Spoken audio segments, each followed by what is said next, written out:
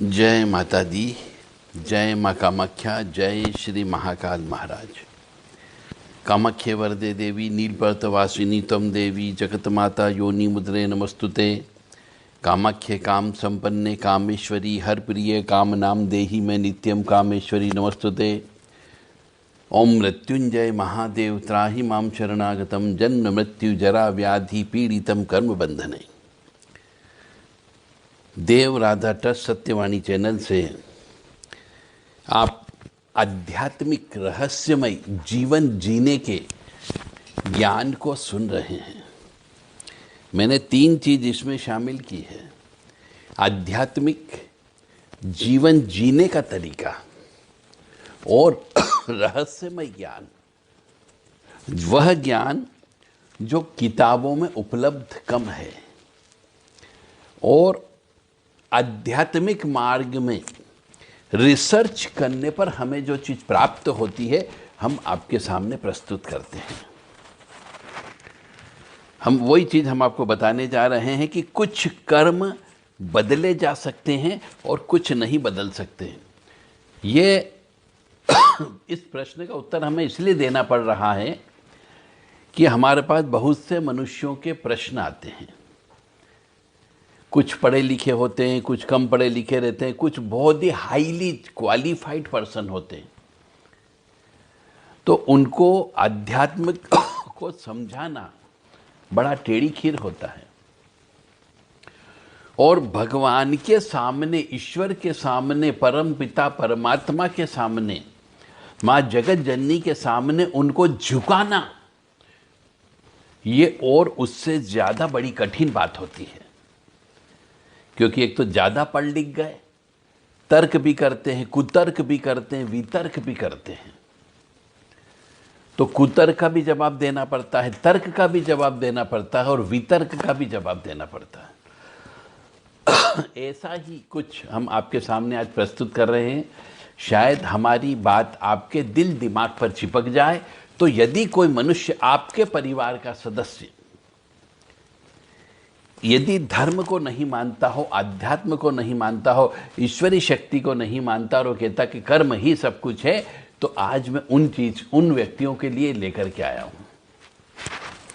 तो चलते हैं हम माँ भगवती जगत जननी और परम पिता परमात्मा के चरणों में शीश और इस शरीर को, पूरा शरीर को समर्पण करते हुए, तन से, मन से, धन से उनको अर्पित करते हुए हम आपको ज्ञान देने के लिए माँ भगवती से प्रार्थना करते हैं कि वह जीवा के ऊपर विराजमान हो और इस ज्ञान की वर्षा करें। तो कुछ कर्म बदले जा सकते हैं और कुछ कर्म बदले नहीं जा सकते हैं। उदाहरण के लिए मैं बता रहा हूँ ताकि समझने में अच्छा रहे कि हलवा बनाते समय, हम हलवा बना रहे तो हलवा बनाते समय चीनी या घी की मात्रा यदि कम हो जाए, या पानी कम हो जाए या अधिक हो जाए, तो उसे हम ठीक कर सकते हैं। पर हलवा यदि पक जाए तो फिर उसे हम सूजी में नहीं बदल सकते। बहुत बड़ा रहस्यमय चीज है, इसको समझने का प्रयास करिएगा इस उदाहरण को, कि हम हलवा बनाते समय चीनी उसमें कम या अधिक हो गई, घी कम या अधिक हो गया, तो या फिर पानी कम या अधिक हो गया, तो उसे हम ठीक कर सकते हैं। परंतु हलवा पक जाने पर उसे फिर से हम सूजी में परिवर्तन नहीं कर सकते। एक दूसरा और उदाहरण देता हूं इसी कर्म का, फिर समझने का प्रयास करिएगा कि जो मट्ठा होता है, जो दही से बनता है पानी डाल करके, यदि अधिक खट्टा हो गया, छाछ जिसको बोलते हैं, तो उसमें हम दूध डाल करके या नमक मिला करके उसको हम छाछ को या मट्ठे को पीने लायक बनाया जा सकता है। परंतु उस मट्ठे को, उस छाछ को वापस दूध में परिवर्तन नहीं किया जा सकता। तो प्रारब्ध कर्म बदले नहीं जा सकते। ये मैं बार बार आपको बोलता हूं, आज फिर बोल रहा हूं मां भगवती जगत जननी की कृपा से, कि प्रारब्ध कर्म बदले नहीं जा सकते। संचित कर्म को आध्यात्मिक अभ्यास द्वारा हम बदला जा सकता है। अब आध्यात्मिक प्रारब्ध कर्म कौन से होते हैं, संचित कर्म कौन से होते हैं, इस गहराई में आपको जाना होगा। सत्संग करते हैं हम, बड़े बड़े बुजुर्गों के साथ बैठते हैं, साधु संत त्यागी तपस्वी के साथ बैठते हैं, तो उनसे जो डिस्कस करने पर जो चीज़ हमें प्राप्त होती है उसे हम सत्संग कहते हैं। ये सत्संग जो हमारे बुरे कर्मों के बीज को खत्म ही कर देता है, तो फल ही उत्पन्न नहीं होता, हमारे पापों का नाश कर देता है। इसलिए कहते हैं कि सत्संग करना चाहिए। जब हम किसी की बुराई करते हैं तो उसके बुरे कर्म में हम पार्टनर बन जाते हैं, साझेदार बन जाते हैं। और इसी चीज को अपनों को जानना है और अपने अच्छे बुरे दोनों ही कर्मों को ईश्वर को समर्पित करके स्वयं मुक्त हो जाना है। तो ये थे आपके कि कुछ कर्म बदले जा सकते हैं परंतु कुछ नहीं बदले जा सकते। उसका उदाहरण मैंने आपको दे दिया कि प्रारब्ध कर्म जो होते हैं उन्हें बदले नहीं जा सकते, उन्हें तो भोगना ही पड़ता है। परंतु जो हमारे संचित कर्म होते हैं वो हम आध्यात्मिक अभ्यास करके न भगवती का नाम ले ले करके उनको हम चेंज कर सकते हैं। श्री राम जय जय राम, श्री राम जय जय राम, श्री राम जय जय राम, श्री राम जय जय राम। ये राम राम शब्द जो है ये पापों का नाश करता है, ये पापों के बीज को ही समाप्त कर देता है। उस बीज से कोई पेड़ या पौधा उगने ही नहीं देता, तो फल ही प्राप्त नहीं होता है। इसलिए हमारे बड़े बुजुर्ग बोल करके गए हैं कि राम राम शब्द जपो, राम रामेति रमेति, रामे रमे मनोरमे, सहस्त्र नाम तत्तुल्यम राम नाम वरानने। यानी ये राम शब्द जो है सहस्त्र नाम के बराबर है। इसलिए हमारे यहाँ पुराने ज़माने में बच्चों के नाम भी राम पर रखते थे। राम भरोसे, राम नारायण, लक्ष्मी नारायण, ऐसे नाम रखते थे जिससे हमें भगवान का नाम अनायास लेना ही पड़ता था, जिससे हमें पापों का नाश होता था। परंतु आजकल के जो माँ बाप हैं, आजकल के जो माता पिता हैं, बच्चों के नाम न जाने क्या रखने लगे, उल्टे सीधे, जिनका न कोई अर्थ निकल करके आ रहा है न कुछ हो रहा है। तो मेरा आप सबसे विनम्र निवेदन है कि हमें अपने प्रारब्ध कर्म को तो भोगना पड़ेगा, परंतु संचित कर्म को हम आध्यात्मिक तरीकों से ध्यान करके, भजन कीर्तन करके, सत्संग करके, उपवास करके, अपने कर्मों को चेंज करके हम संचित कर्म को काटा जा सकता है, बदला जा सकता है। अब इसी तारतम्य में, इसी कड़ी में हम आपको ये कहने जा रहे हैं कि बहुत से लोग हमको फ़ोन करते हैं और कहते हैं कि हमने तो इस जन्म में किसी के साथ कुछ गलत ही नहीं किया, हमने किसी का बुरा ही नहीं किया, और जो लोग इतने बुरे कर्म कर रहे हैं फिर भी फलीभूत हो रहे हैं। ऐसे बहुत लोग हैं हमारे पास में, अच्छा पढ़ा लिखा आदमी और कम पढ़ा लिखा भी, स्त्री हो या पुरुष हो, ये प्रश्न अवश्य हमसे करता है कि हम तो कभी पाप कर्म करने की सोचते ही भी नहीं है, फिर भी भगवान हमें कष्ट दे रहा है। और हमारे मित्रगण, हमारे पड़ोसी गण, हम देखते हैं जिसको कि पाप कर्म की परिभाषा में माना गया है, वो कर्म कर रहे हैं और वो फलित हो रहे हैं। तो भगवान उनको, जो पाप कर्म कर रहे हैं, उनको खूब दिन दूनी रात चौगनी तरक्की दे रहा है।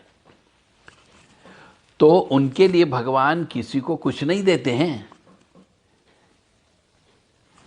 बल्कि हमारे पूर्व जन्म के कर्मों का ही फल हमको इस जन्म में मिलता है, और जो इस जन्म में हम करेंगे उनका भी वैसा ही फल आगामी दिनों में या अगले जन्म में हम भोगेंगे। इसलिए इस जन्म में ऐसा कुछ न करें कि अगले जन्म भी हमारा खराब हो जाए। अब एक उदाहरण फिर दूं, शायद आपको फिर समझ में आए इसका। कि एक महिला बहुत ही धार्मिक प्रवृत्ति की थी और बहुत ज़्यादा पूजा पाठ और गुरुओं के खाने पीने की व्यवस्था करती रहती थी। किसी को भी कभी गलत नहीं बोलती थी, सबसे प्रेम से मिल करके मिलनसार रह करके रहती थी और उसकी ये आदत बन गई थी। और वो सिर्फ एक चीज से दुखी थी कि उसका आदमी उसको रोज किसी न किसी बात पर उससे झगड़ा करता था। अब उस आदमी ने उसे कई बार मारा भी, कई बार उसके हाथ पैर टूट गए,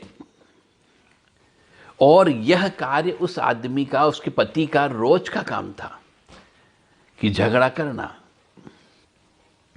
एक दिन उस महिला से, जो साधु संत त्यागी तपस्वी की सेवा करती थी, आहार की व्यवस्था करती थी, उनके रहने की जगह साफ सफाई करती रहती थी, एक दिन उस महिला से रहा नहीं गया तो उसने एक महात्मा जी से पूछ लिया कि गुरु महाराज, मेरी कौन सी भूल हो गई है कि मैं पूजा पाठ भी करती हूँ, मंदिर भी जाती हूँ, गुरुओं की सेवा भी करती हूँ, अपनी श्रद्धा के अनुसार जो मेरे पास पति देता है उसमें से दान भी करती हूँ, लेकिन मेरा आदमी मुझे रोज मारता है, मैं क्या करूं?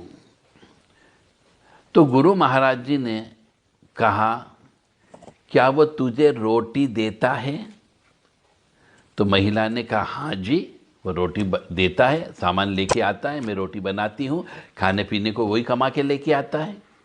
फिर गुरु महाराज जी ने कहा कि फिर ठीक है, कोई बात नहीं। उस महिला ने सोचा अब शायद गुरु जी की कोई दया या कृपा हो जाएगी और वो उसको मारना पीटना छोड़ देंगे, क्योंकि मैंने गुरु महाराज को बोल दिया। लेकिन ऐसा कुछ नहीं हुआ। उसकी तो आदत बन गई थी, रोज अपनी पत्नी को वो मनुष्य मारते ही मारता था। और एक आध साल निकल गए। अब उसने फिर महाराज जी से पूछा कि महाराज जी, मैंने आपसे कहा था कि मेरा आदमी मुझे रोज मारता पीटता है, मेरा कसूर क्या, वो तो मुझे बता दिया जाए। तो गुरु महाराज जी ने फिर से कहा कि वो तुम्हें रोटी देता है? तो उस महिला ने कहा कि हाँ देता तो है। तो महाराज जी ने कहा फिर ठीक है, तो तुम अपने घर जाओ। महिला बहुत निराश हुई कि महाराज जी ने कहा ठीक है, वो घर आ गई। लेकिन उसके पति के स्वभाव वैसे का वैसा ही रहा, रोज उसने लड़ाई झगड़ा करना ही करना था और करता था। वो महिला तंग आ गई और 6 महीने और गुजर गए।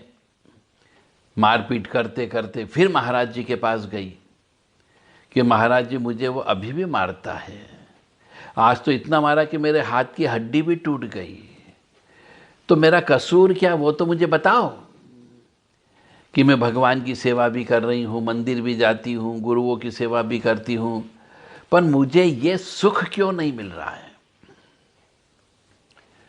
तो गुरु महाराज ने फिर उससे कहा कि क्या वो तुम्हें रोटी दे रहा है? तो बिल्कुल सही बात है। गुरु महाराज ने फिर पूछा कि वो रोटी देता है? तो महिला ने उसका प्रत्युत्तर कहा कि हाँ देता है। तो महाराज जी ने कहा कि ठीक है। जब जैसे महाराज जी ने कहा कि ठीक है, पर वो महिला फूट फूट के रोने लगी और बोली कि महाराज जी, मुझे मेरा कसूर तो बता दो, मैं चौथी पांचवी बार आपसे पूछ रही हूँ, आपने मेरा कसूर नहीं बताया। मैंने कभी किसी के साथ बुरा नहीं किया, फिर मेरे साथ ऐसा क्यों हो रहा है?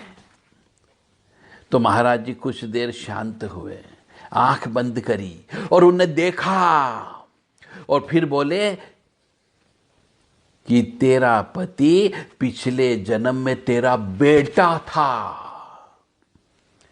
तू उसकी सौतेली मां थी, तू रोज उसको, उसके सुबह शाम तुम उसको मारती रहती थी और उसके कई कई दिन तक तुमने उसे भूखा भी रखा। तो शुक्र मना इस परवरदिगार का, तुम इस भगवान का, कि इस जन्म में भी वो तुझे रोटी तो दे रहा है कम से कम। ये बात सुनकर के महिला एकदम चुप हो गई, काटो तो खून नहीं। गुरु महाराज जी ने कहा कि बेटा, जो कर्म तुमने किए हैं उसका भुगतान तो तुम्हें अवश्य करना ही करना पड़ेगा। फिर उस महिला ने कभी भी महाराज जी से शिकायत नहीं की, क्योंकि वो सच को जान गई थी कि मेरे को ये कर्म क्यों भुगतना पड़ रहा है। इसलिए हमें कभी भी किसी का भी बुरा नहीं करना चाहिए, सबसे प्रेम से प्यार के साथ रहना चाहिए। हमारी जिंदगी में जो कुछ भी हो रहा है सब हमारे कर्मों का लेखा जोखा है, जिसका हिसाब किताब हमें उस परमात्मा को देना ही देना होगा। इसीलिए कहा गया है कि भाग्य के अनुसार दुख भोगना ही भोगना पड़ता है। तो फिर दान, पुण्य, तंत्र, मंत्र, अनुष्ठान, ये ग्रह के उपाय करने से क्या फायदा। एक व्यक्ति ने ऐसा कुतर्क भी कर लिया हमसे कि जब मुझे अपने भाग्य के अनुसार दुख भोगना लिखा ही है तो मैं दान पुण्य क्यों करूं, क्यों मैं तंत्र मंत्र टोने टोट के करूं सुखी रहने के लिए, क्यों मैं अनुष्ठान करा के पैसे खर्च करूं, क्यों ग्रहों के उपाय करा के नवग्रह शांति करूं, क्या लाभ होगा। अब इसका जवाब है कि जैसे किसी व्यक्ति को कैद होती है तो वह जुर्माना देकर के कैद की अवधि को कम करा सकता है, या कई बार जुर्माना देकर के कैद से छूट भी जाता है। ऐसे ही मनुष्य दान, पुण्य, अनुष्ठान, तंत्र, मंत्र, जप करके, ये उपाय करके भाग्य में लिखे हुए दुखों को छीण कर सकता है, कम कर सकता है। इसीलिए कहते हैं कि हमारे भाग्य में जो लिखा है उसमें हम दान, पुण्य, जप, तप यानी आध्यात्मिक कार्य करके हम अपने कर्म जो भोगना है उसमें हम कम ज़्यादा कर सकते हैं। यदि हम अपने आचार विचार व्यवहार ही बदल दें, हम निर्दयी हो जाएं, तो जो हमें कष्ट मिल रहा है उस कष्ट की पोटेंसी, कष्ट की प्रहार क्षमता में वृद्धि हो जाती है। अब कर्मों का लेखा जोखा पे आते हैं हम, क्योंकि जब माँ भगवती की कृपा से ही यह वीडियो बन रहा है तो अब कर सुनो, क्योंकि इससे आपकी दिल दिमाग की घंटियां खुलेगी कि हमें कष्ट मिलता है तो क्यों मिलता है, हमारे घर पे चोरी होती है तो क्यों होती है, हमें पति मारता है तो क्यों मारता है, हमें बेटा हमारी सेवा नहीं करता है तो क्यों नहीं करता है। तो जो लोग कहते हैं कि हमने तो इस जन्म में किसी का बुरा नहीं किया, किसी का भी, फिर भी भगवान हमें हर कदम कदम पे ठोकरें देता है, कष्ट देता है। तो हमारे बड़े बुजुर्गों ने, ऋषि मुनियों ने, पितरों ने हमारे दुर्भाग्य को दूर करने के लिए बहुत से टोने टोटके भी बताए। अगर आपके पास ज़्यादा पैसा न हो तो आप अपने दुर्भाग्य को दूर करने के लिए टोने टोटके खुद करो। किसी पंडित, पुजारी, भगत के पास जाने की ज़रूरत नहीं, तांत्रिक के पास जाने की ज़रूरत नहीं। तो राई होती है जो घर में हम फ्राई में यूज़ करते हैं, छोका देने में प्रयोग करते हैं, काली राई होती है, इससे दरिद्रता का निवारण होता है। इसका एक टोटका है। घर में पालतू पशु को पालना चाहिए, जैसे गाय हो गई, तोता हो गया, इनसे हमें घर में खुशियाँ प्राप्त होती हैं। और कई बार ऐसा भी कहा गया है कि जो ताला होता है, बाजार से सिर्फ एक ताला खरीद के लाओ, अपन खोलो मत, उस ताले को कहीं पर भी किसी शनि मंदिर में जाकर के रख दीजिए। आपका ताला कोई ना कोई व्यक्ति तो खोलेगा और आपका भाग्य भी खुलता है। और भी है दुर्भाग्य निवारण के लिए, एक से बढ़ के एक टोटके हैं जहाँ पर सौभाग्य में वृद्धि होती है और दुर्भाग्य का नाश होता है। व्यापार में फायदा होगा, विवाह में फायदा होगा, तो सरसों के तेल का भी प्रयोग किया जाता है, आटे का प्रयोग किया जाता है, 7 प्रकार के आटे का प्रयोग किया जाता है, दीपक का प्रयोग किया जाता है, चौराहे का प्रयोग किया जाता है। तो जिनको भी ये टोने टोटके सीखना हो अपने भाग्य को बढ़ाने के लिए, सौभाग्य को बढ़ाने के लिए, धन को बढ़ाने के लिए, वो देवराधा ट्रस्ट सत्यवाणी चैनल से संपर्क कर सकता है 7649862712 और 9893128047 पर। ये अपने भाग्य को बढ़ाने के लिए, अपने प्रारब्ध कर्मों को काटने के लिए, दुर्भाग्य को हटाने के लिए, कर्म दंड से बचने के लिए, प्रारब्ध कर्म को काटने के लिए आप हमारे पास आ सकते हैं, आश्रम में रह सकते हैं। क्योंकि मंदिर में रहने का मतलब है गुरु के घर में रहना, और गुरु के घर में रहते तो ग्रह नक्षत्रों का प्रभाव इतना ज़्यादा नहीं पड़ता है। दुर्गति नाशिनी दुर्गा जय जय, काल विनाशिनी काली जय जय, उमा रमा ब्रह्मानी जय जय, सीता राधा रुक्मणी जय जय। तो ये वाली स्तुति 2 लाइन की है, कोई मंत्र नहीं है।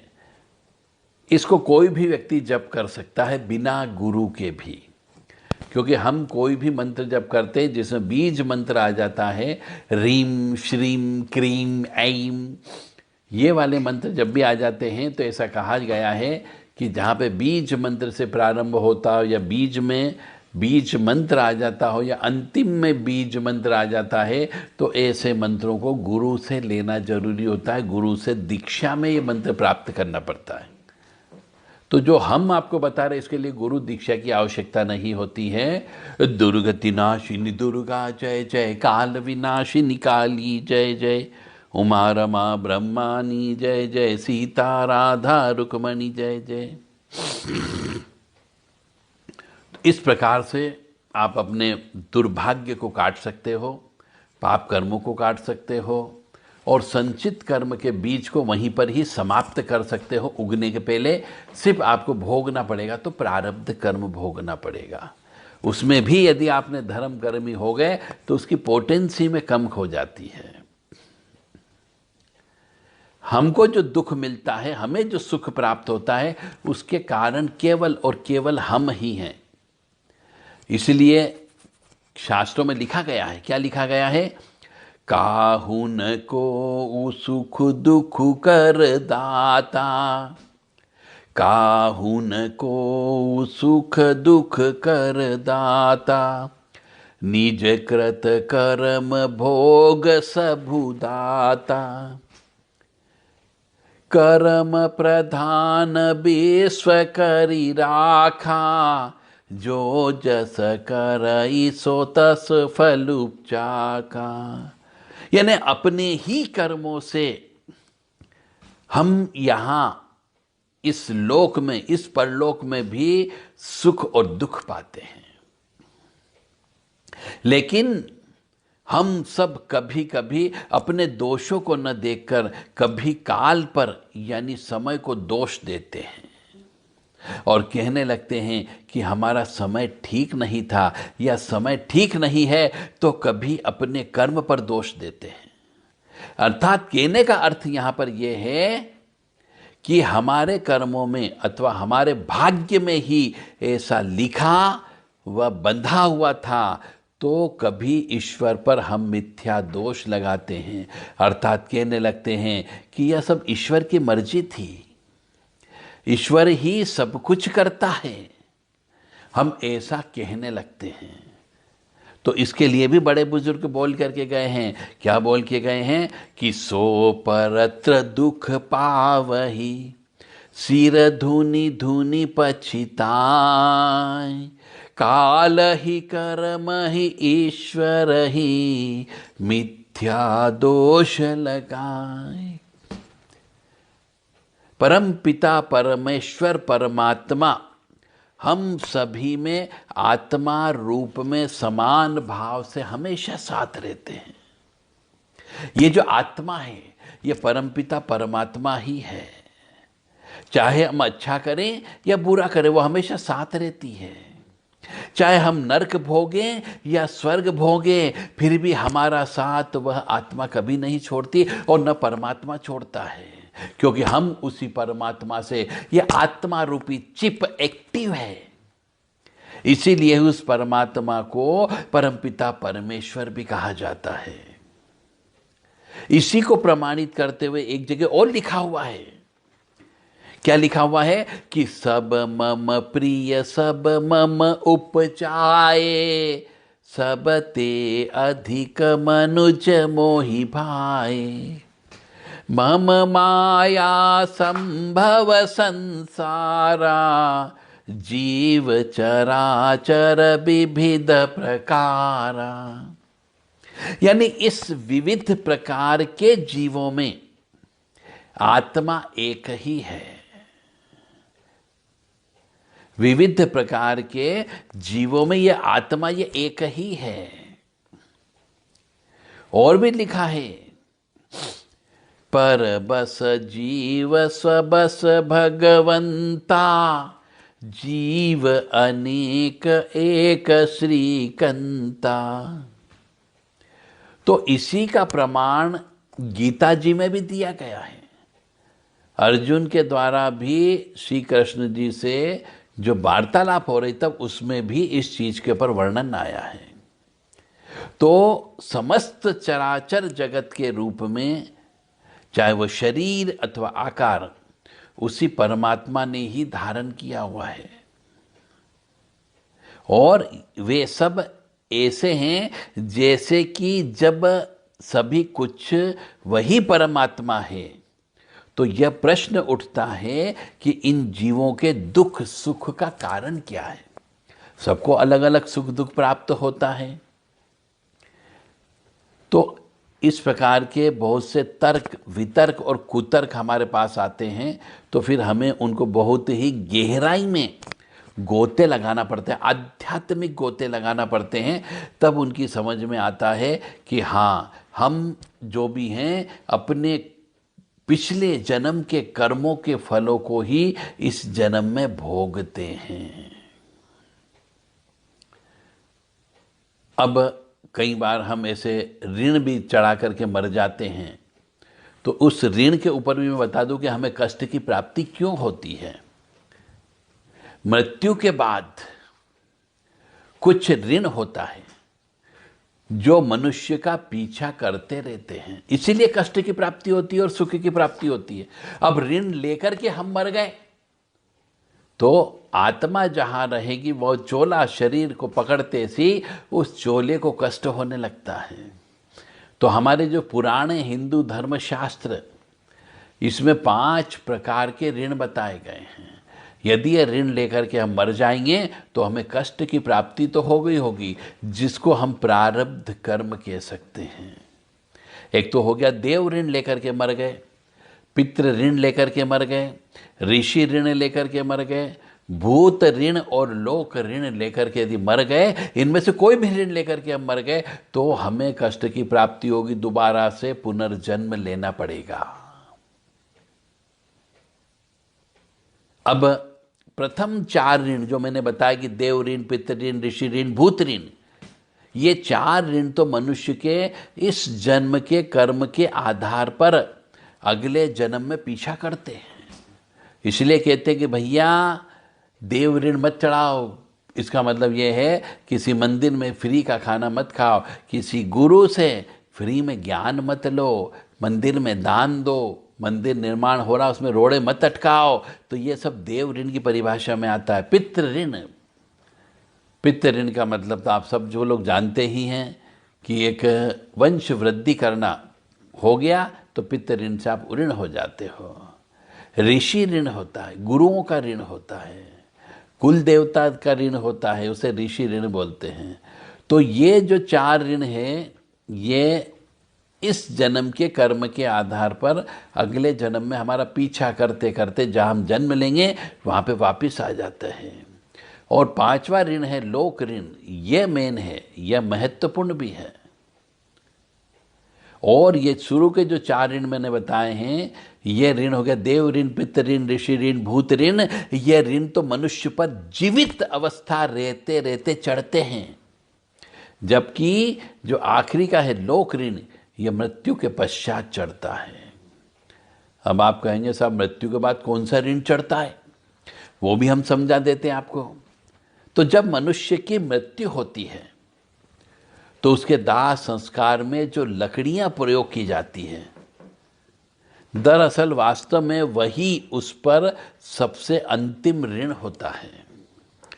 यह ऋण लेकर के जब मनुष्य नए जन्म में पहुंचता है तो उसे प्रकृति से जुड़े अनेक प्रकार के कष्टों को भोगना पड़ता है कि तू मरा था तो तेरे मेरी लकड़ियों का प्रयोग किया था। प्रकृति ये कहती है तेरे पेड़ तो लगाए नहीं और तेरी डेड बॉडी को जलाया गया था। तो ये लोक ऋण जो रहता है, ये लेकर के यदि हम चले जाते हैं तो हमें प्रकृति से जुड़े अनेक प्रकार के कष्ट भोगना पड़ते हैं। हमें प्रकृति से पर्याप्त पोषण नहीं मिलता, संरक्षण नहीं मिलना था, तो इससे हम जो है गंभीर रोग के शिकार हो जाते हैं।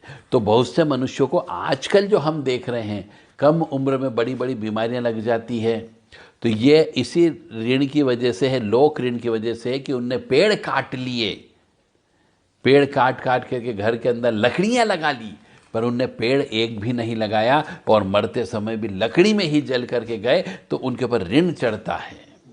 ऐसे मनुष्य जब दोबारा जन्म लेते हैं तो उन्हें तरह तरह की बीमारियां लग जाती है। तो ये आज एक खुलासा होता है कि ये बीमारी क्यों लगती है। ये हमारे ऊपर जो ऋण रहता है, ये ऋण यदि हम चुकता करके नहीं जाते हैं तो मनुष्य को जो कष्ट दिया जाता है ईश्वर के द्वारा, वह बीमारी के रूप में देते हैं। और मृत्यु के बाद एक गरुड़ पुराण सुनाया जाता है। उस गरुड़ पुराण में भी स्पष्ट लिखा गया है कि जिस मनुष्य पर लोक ऋण बाकी रहता है उसकी अगले जन्म में मृत्यु भी प्रकृति जनित रोगों से और प्राकृतिक आपदाओं से, वाहन दुर्घटना में होती है। और ऐसा मनुष्य कई बार जहरीले जीव जंतुओं के काटे जाने से मारा जाता है। यानी इसका अर्थ यहाँ पर यह हुआ है कि यदि किसी की प्राकृतिक आपदा में मृत्यु हो जाती है, पानी ज़्यादा गिरने से, पहाड़ गिरने से, वृक्ष गिरने से, तो उसके ऊपर यह ऋण था, ईश्वर का ऋण था, प्रकृति का ऋण था, लोक ऋण था। यदि किसी की वाहन दुर्घटना में मृत्यु हो जाती है, खाई में गिर करके मर जाता है, या फिर कोई सांप काट लेता है, बिच्छू काट लेता है और मर जाता है, तो यह लोक ऋण की वजह से ऐसा होता है। अब शास्त्रों में कहा गया है कि लोक ऋण उतारने का एकमात्र साधन है कि प्रकृति जो है, प्रकृति यानी हमारी माँ जिसको हम पृथ्वी कहते हैं, उसका संरक्षण करो, यानी कि वृक्ष लगाना है। क्योंकि मनुष्य पर अंतिम ऋण चिता की लकड़ी का होता है, वो तो चला जाता है, और वो ऋण चुकाए तो कैसे चुकाए। इसलिए अपने जीवन काल में प्रत्येक मनुष्य को अपनी आयु की दशांश मात्रा में वृक्ष अनिवार्य रूप से लगाना चाहिए। कल युग में मनुष्य की आयु 100 वर्ष मानी गई है। तो इसका मतलब यह है कि 10 छायादार फलदार पेड़ मनुष्य को अपने जीवन काल में लगाना चाहिए। तो ये जो प्रारब्ध कर्म होते हैं और संचित कर्म होते हैं, इनको आपको भोगना ही पड़ता। तो सब प्रारब्ध कर्म का मतलब ये हो गए कि आपने वृक्ष नहीं लगाया और आप मर गए, तो आपके पास जो ऋण रह गया ये आपको भोगना ही भोगना पड़ेगा। इसे कहते हैं प्रारब्ध कर्म। प्रारब्ध कर्म भोगने में 3 प्रकार की परिस्थितियां होती है। ये और गहराई में हम आपको लेके जा रहे हैं, क्योंकि आज बहुत सारा तर्क भी हुआ है, वितर्क भी हुआ है, कुतर्क भी हुआ है, और ऐसे ऐसे प्रश्न हमारे ऊपर किए गए, आरोप प्रत्यारोप भी लगाया गया। तो हम आज आपको पूर्ण रूप से संतुष्ट करने का प्रयास कर रहे हैं कि प्रारब्ध कर्म भोगने में 3 प्रकार की परिस्थितियां उत्पन्न होती है। अब कौन कौन सी? एक तो अनुकूल परिस्थिति, एक मिश्रित परिस्थिति जहाँ पे अनुकूल भी होता है, प्रतिकूल भी होता है, और एक पूर्ण रूप से प्रतिकूल परिस्थिति होती है। अब हम आते अनुकूल परिस्थिति में क्या है कि स्वेच्छा से हम कोई क्रिया कर लें, अनिच्छा पूर्वक क्रिया कर लें, और दूसरों की इच्छा पूर्वक क्रिया कर लें। और मिश्रित अनुकूल और प्रतिकूल दोनों परिस्थिति के अनुसार स्वेच्छापूर्वक क्रिया कर लें, अनिच्छापूर्वक क्रिया कर लें, या दूसरों की इच्छा के दूसरों की इच्छा के अनुसार हम कोई क्रिया कर लें। और प्रतिकूल परिस्थिति में तो पूरा का पूरा माना जाता है कि हम दूसरे की इच्छा के अनुसार कार्य करते हैं। तो संचित में से जो कर्म फल देने के लिए सम्मुख उपस्थित हो जाते हैं, उन कर्मों को हम प्रारब्ध कर्म कहते हैं। बहुत सारे कर्म हैं जो हमने अपनी मर्जी से कहीं किए, बहुत सारे कर्म ऐसे जो हमें मजबूरीवश अनिच्छा पूर्वक करना पड़ा, और कुछ कर्म ऐसे हैं जो हमें किसी के दबाव में आकर के करना पड़ा।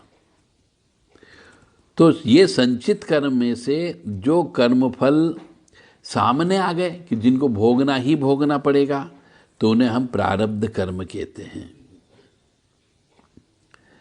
यानी कि अच्छी तरह से फल देने के लिए जिसका आरंभ हो चुका है वह प्रारब्ध है। अब प्रारब्ध कर्मों का फल तो अनुकूल परिस्थिति में भी आता है, प्रतिकूल परिस्थिति के स्वरूप में भी आ सकता है, और हमें उन फल को भोगने के लिए हमारी मनी जो मनोवृत्ति होती है, वह मनोवृत्ति स्वेच्छापूर्वक या फिर दूसरों की इच्छा के अनुसार या फिर जबरदस्ती, तीनों प्रकार से भोगना पड़ती है।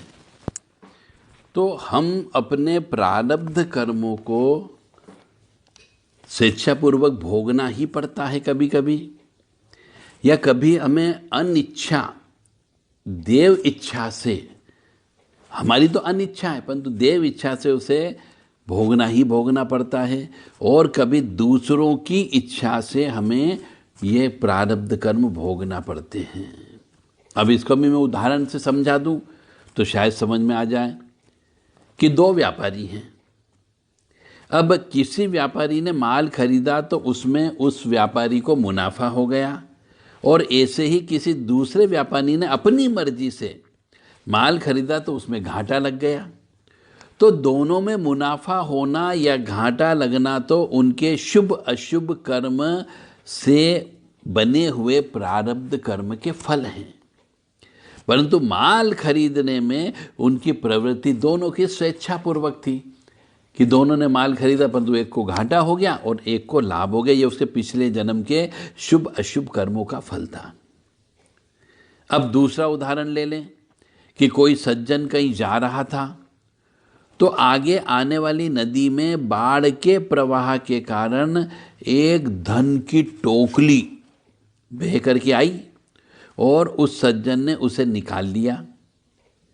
ऐसे ही दूसरा सज्जन कहीं जा रहा था, तो उस व्यक्ति पर वृक्ष की एक टहनी गिर पड़ी, डगाल गिर पड़ी और उसको चोट लग गई। इन दोनों में एक को धन का मिलना और दूसरों को चोट लगना, यह उनके शुभ अशुभ कर्म से बने हुए प्रारब्ध कर्म के फल हैं। परंतु एक को धन का कटोरा मिलना और दूसरों को वृक्ष की टहनी गिरना, यह प्रवृत्ति देव इच्छा से हुई है। उसने तो कुछ नहीं चाहा था, पर यह देव इच्छा ने अनिच्छा से प्राप्त हो गई। अब तीसरा उदाहरण भी मैं आपको दे दूं ताकि समझ में आ जाए कि किसी धनी व्यक्ति ने किसी बच्चे को गोद ले लिया, अर्थात उसको पुत्र रूप में स्वीकार कर लिया, जिससे उसका सब धन उस बच्चे को मिल गया और वो उस धन का मालिक बन गया। ऐसे ही चोरों ने किसी का सब धन लूट लिया, तो इन दोनों में बच्चे को धन मिलना और चोरों को धन का चला जाना, यानी चोर ने चोरी करी तो उनके पास धन चला गया, यह उनके शुभ अशुभ कर्म से बने हुए पिछले जन्म के प्रारब्ध कर्म के फल हैं। परंतु जो बालक गोद में चला जाना और किसी की चोरी होना, यह प्रवृत्ति पर इच्छा पूर्वक हो, यानी किसी दूसरे की इच्छा की वजह से उनके साथ ये घटना घटित हुई। तो ये तीन प्रकार की क्रिया मैंने आपको बता दी कि एक तो स्वेच्छापूर्वक, एक देव इच्छा से, और तीसरी दूसरों की इच्छा की वजह से हमें प्राप्त होता है अच्छे बुरे कर्मों का फल। अब हमें यहाँ पर एक बात समझ लेनी चाहिए कि कर्मों का फल कर्म नहीं होता है, एक परिस्थिति होती है। अर्थात प्रारब्ध कर्मों का फल परिस्थिति रूप से हमारे सामने आ जाता है कि ऐसी परिस्थिति क्रिएट हो जाती है कि हमें वो भोगना ही पड़ता है। अगर कोई नया कर्म को हम प्रारब्ध कर्म मान लें तो फिर ऐसा करो ऐसा मत करो, यह शास्त्रों का, गुरुजनों का, किसी ने विधि का एक निषेध बताया गया है, ऐसा ये सब बेकार हो जाएगा। दूसरी बात, पहले जैसे कर्म किए थे उन्हीं के अनुसार हमारा जन्म होता है। जैसे हमने पहले कर्म किए हैं पिछले जन्म में, उन्हीं के अनुसार हमारा जन्म होता है और उन्हीं के अनुसार हमारे कर्म होते हैं। तो फिर वे कर्म फिर आगे नए कर्म पैदा करेंगे, जिससे यह कर्म परंपरा चलती ही रहेगी और इसका कभी अंत नहीं होगा। यह सत्य है। यानी कर्म एक कर्म भोगा, उस भोगने पर हम दूसरा कर्म करते हैं, उसके लिए फिर हमें अगला कर्म भोगना पड़ेगा। इसलिए पिछले जन्म के चाहे अच्छे हों बुरे हों, उन कर्मों को भोगते हुए हमेशा धनात्मक सोच रखते हुए, सकारात्मक विचारधारा रखते हुए अगला कर्म करना है अपनों को। भगवान श्री कृष्ण जी ने भी गीता जी में बहुत बड़ी बात कही है। उन्हें कहा है कि कर्म की गति बहुत गहन है, कर्म की गति अटपटी है, क्योंकि जीवन भी अटपटा है। एक आदमी दुखी क्यों और दूसरा आदमी सुखी क्यों? एक ही मां के गर्भ से एक ही समय में दो बालक पैदा हुए, उन दोनों का जैसे जैसे शरीर बढ़ता है, पढ़ाई लिखाई का काम होता है, भाग्य की बात आती है तो दोनों का भाग्य अलग अलग होता है। और सबसे आश्चर्य की बात जो हम आजकल देख रहे हैं कि कपटी मनुष्य, परजीवी मनुष्य, परजीवी का मतलब जो दूसरों का धन हड़प करके जीने वाले, अनैतिक कार्य से धन उपार्जित करने वाले, घूस लेने वाले, जगह जगह देखो सुखी दिखाई देने पड़ रहे हैं, मकान पे मकान बनते जा रहे हैं, दुकान पे दुकान बनती जा रही है, उनके पास हर प्रकार की भौतिक सुख सुविधाएं हैं, धन है, दौलत है। और जबकि न्याय के आधार पर चलने वाला मनुष्य, नीति के आधार पर चलने वाला मनुष्य, धर्म से अपने आप को पवित्र जीवन जीने वाला मनुष्य, ऐसे मनुष्य हम देखते हैं वो रोते रहते हैं, दुखी रहते हैं। इसका कारण क्या, ये भी बता देते हैं आपको। ऐसा जब जगत में हम जगह जगह दिखाई देते हैं, तब मनुष्यों की, बहुत से मनुष्यों की ईश्वर के प्रति जो श्रद्धा रहती है कि ईश्वर है, वो कई बार सोचने लगता कि ईश्वर है कि नहीं, उसकी श्रद्धा डगमगा जाती है। और वो सोचता है कि सृष्टि का यह संचालन करने वाला श्री हरि विष्णु है, इसके कोई कानून कायदे है कि नहीं, कि सब अंधेर नगरी चौपट राजा चल रहा है। खुदा के घर अंधेर है, किंतु वास्तव में जो हकीकत है कि भगवान के घर देर भी नहीं है और अंधेर भी नहीं है। आपको ये समझने के लिए, इस बात को समझने के लिए कानून का, कर्म के कानून का बहुत गहनता से अध्ययन करना पड़ेगा। मतलब कई शास्त्रों को टटोलना पड़ेगा, तब जाकर के आपको ये बात समझ में आएगी कि भगवान के घर देर भी नहीं है और अंधेर भी नहीं है। कर्म के कायदे में कहीं भी देर भी नहीं है और अंधेर भी नहीं है, ये मान के चलो आप। थोड़ी सी भी हेरा फेरी या सिफारिशबाजी नहीं होती है, कोई अपवाद नहीं है। इसीलिए इस प्रारब्ध कर्म और हमारे भोगने के कर्म, इसको बहुत गहनता से आपको समझना पड़ेगा। जैसी करनी अपनी तैसा ही फल होए, बुरे कर्म कमाई के साईं दोष न दे। इसका अर्थ ये होता है कि आप अपनी करनी जैसी करोगे वैसा ही फल आपको प्राप्त होगा।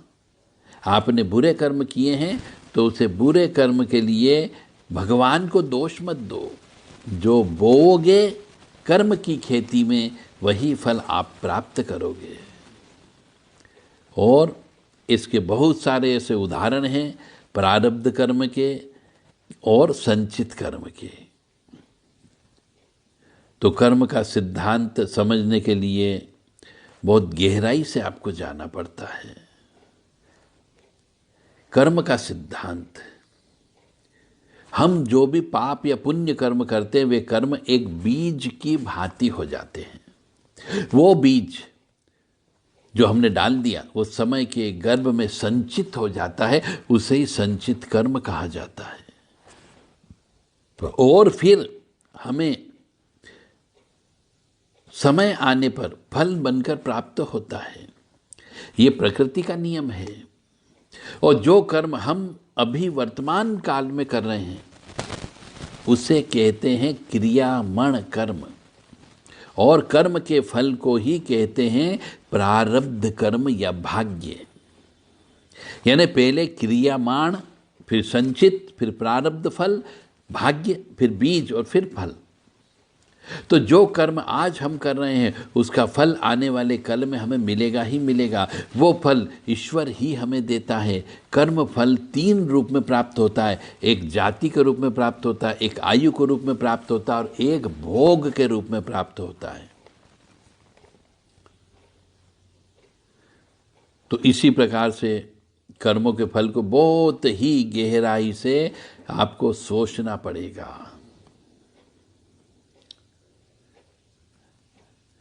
कर्म के फल का निर्धारण केवल और केवल ईश्वर के ही नियंत्रण में है। अतः हम सत्कर्म करें।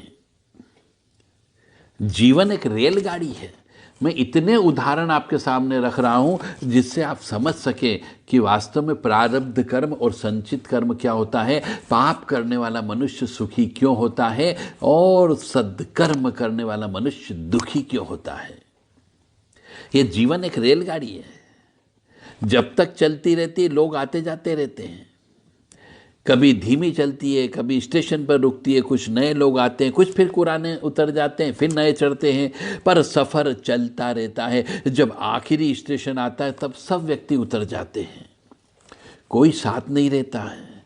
इसी का नाम जिंदगी है। हमेशा चलते रहो। जब अच्छा समय नहीं रहा तो बुरा समय भी नहीं रहेगा। प्रेम से रहो और जरा जरा सी बात पे भगवान से रूठा मत करो।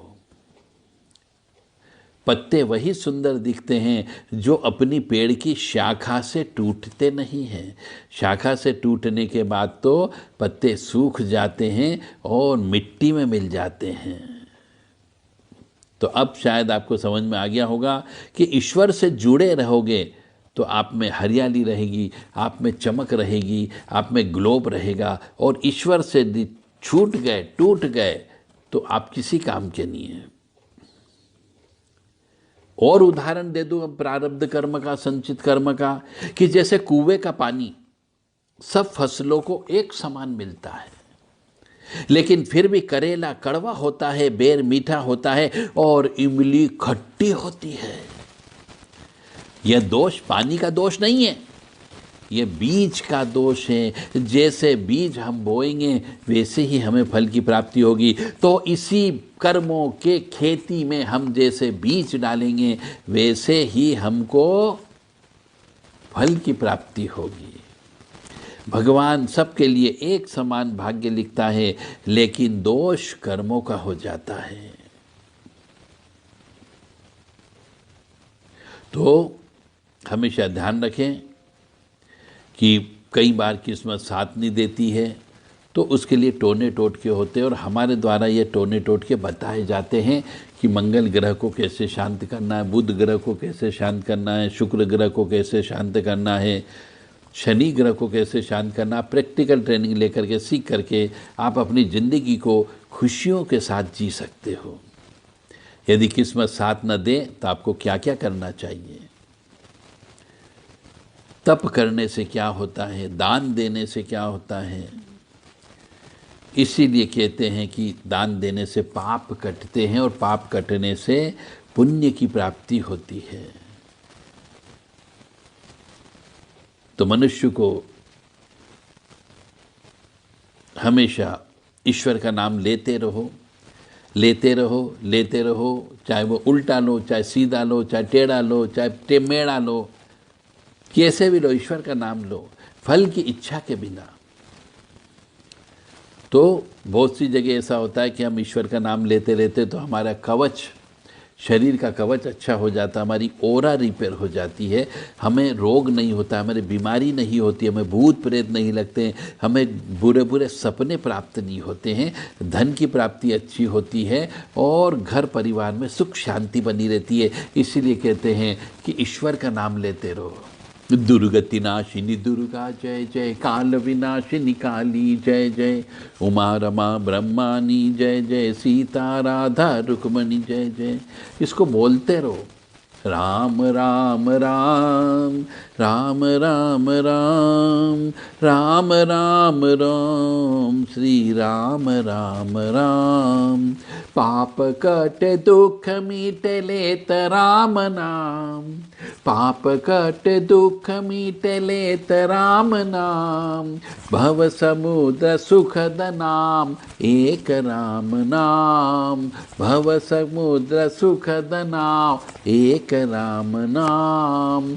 राम राम राम राम राम राम राम राम राम, श्री राम राम राम। तो भगवान का नाम लेने से, चाहे उल्टा लो, सीधा लो, टेढ़ा लो, मेढ़ा लो, कैसा भी लो, आप कर्मों की हर समय जब हम सांस ले रहे हैं उसमें कोई ना कोई बीज तो बो दो, तो वो कभी न कभी आपको फल के रूप में अवश्य प्राप्त होगा। अक्सर हमारे पास में लोग कहते हैं और सुना भी जाते हैं, टॉन्टिंग भी कर जाते हैं कि अपना मान सम्मान, अपना यश अपयश, अपना सुख दुख और अपनी लाभ हानि, ये सभी कुछ आदमी के अपने हाथों में ही रहा करता है। एक दृष्टि से इस मान्यता को सत्य और उचित भी कह सकते हैं। वह इस तरह कि आदमी अच्छे बुरे जैसे भी कर्म करता है उसी तरह से उसे हानि लाभ तो उठाने ही पड़ते हैं। उन्हें जान सुनकर दुनिया के व्यवहार भी उनके प्रति उसके लिए कर्मों जैसा ही हो जाता है। अर्थात अच्छे कर्म करने वाला सुयश और मान सम्मान का भागी बनता है, जबकि दुष्कर्म करने वाला व्यक्ति अपयश और अपमान का अधिकारी बन जाया करता है। तो इसीलिए तुलसीदास जी ने कुछ लिखा भी है, हानि लाभ जीवन मरण यश अपयश विधि हाथ। अर्थात जन्म से लेकर मृत्यु तक आदमी लाभ हानि यश अपयश जो कुछ भी अर्जित कर पाता है उसमें उसका अपना वश या हाथ कतई कुछ नहीं रहा करता है। विधाता की जब जैसी इच्छा हुआ करती है तब उसे उसी प्रकार की लाभ हानि उठानी ही पड़ती है। मान अपमान भी सहन करना पड़ता है और जीवन और मृत्यु तो एकदम असंदिग्ध रूप से आदमी के वश में न रहकर विधाता के हाथ में ही रहता है। इसलिए कई बार तुलसीदास जी ने लिखा है कि हानि लाभ जीवन मरण यश अपयश विधि हाथा। तो हमें गंभीरता से विचार करना चाहिए कि ऐसा क्यों लिखा। सुख भोग सफलता विधाता उसके किए कराए पर पानी फेर करके सारी कल्पनाएं पानी में बहा देता है। एक उदाहरण देता हूं, शायद आप समझ में आ जाए कि एक किसान पक्के इरादे से रात दिन मेहनत मशक्कत करके फसल को उगाता है। लहलहाती फसलों के रूप में वो अपने कर्म और परिश्रम को देखता है और मन ही मन बड़ा फूल आना ही समाता है कि वाह, इस बार तो बड़ी अच्छी फसल आई है। लेकिन एक दिन अचानक रात में ओलावृष्टि हो जाती है, बाढ़ आ जाती है और उसकी वो लहलहाती फसल दूसरे दिन सवेरे तहस नहस करके रख देती है। अब इसे आप क्या कहोगे? हानि लाभ सभी कुछ वास्तव में विधाता के हाथ में है। इसके सिवा और कह भी क्या सकते हैं। इसी तरह आदमी के अच्छे बुरे तरह तरह के कर्म करता है और कई प्रकार के पापड़ बेलकर धन संपत्ति अर्जित करता है, संचित करता रहता है। यह सोच सोचकर मन ही मन बड़ा प्रसन्न भी रहता है कि अब उसे अपने भविष्य के लिए किसी तरह की चिंता नहीं करना है। अब उसने मकान बना लिया है, पैसे इकट्ठे कर लिए, तभी अचानक कोई महामारी आती है, कोई दुर्घटना हो जाती है और वह उसके प्राण पखेरु उड़ जाते हैं और उसके भावी सुख की कल्पना का आधार सारी धन संपत्ति उसे सुख क्या देना, उसके प्राणों की रक्षा भी नहीं कर पाई। तो इसे क्या कहोगे? विधाता की इच्छा ही मानी जाती है। हमें यह कहकर के ही संतोष करना पड़ता है कि पीछे बच रहे लोगों की विधाता को ऐसा मंजूर था। उसके बेटे को, उसकी पत्नी को, कि होनी को, उसकी इच्छा को कौन टाल सकता है? तो इससे स्पष्ट है कि विधाता की इच्छा के सामने आदमी एकदम लाचार हो जाता है, विवश हो जाता है और जो कुछ भी हुआ, जो कुछ हो या घट रहा है, भविष्य में भी जो कुछ होना या घटना है, वह सब उसकी इच्छा का ही परिणाम है और होगा और रहेगा।